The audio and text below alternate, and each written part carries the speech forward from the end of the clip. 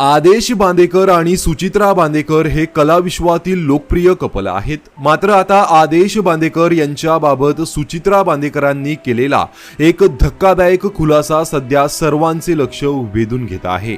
आदेश बांदेकर यांच्यावर दुधी भोपळ्याचा कडू ज्यूस पिल्याने जीवघेणा प्रसंग ओढावला होता.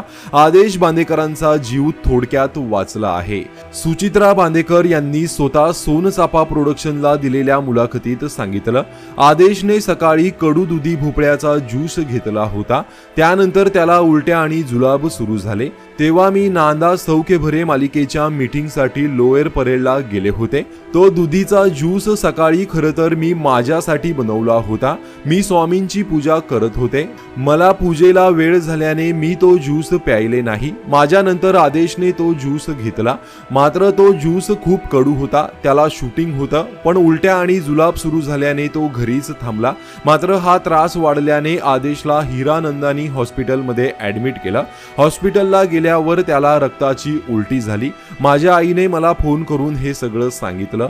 मी हॉस्पिटलला गेले तेव्हा त्याला ICU मध्ये ऍडमिट केलं होतं. तेव्हा डॉक्टरांनी मला सांगितलं की कडू दुधीचा रस म्हणजे खूप विषारी असतो. त्या दुधीच्या ज्यूसमुळे त्याच्या आतड्यांना छेद पडले आहेत. त्यामुळे त्याला रक्ताच्या उलट्या झाल्या.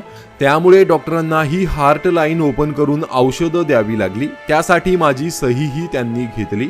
तेव्हा माझे हातही थरथर कापत होते. डॉक्टर म्हणाले त्याला अजून एक जरी उलटी झाली तर नाही वाचणार.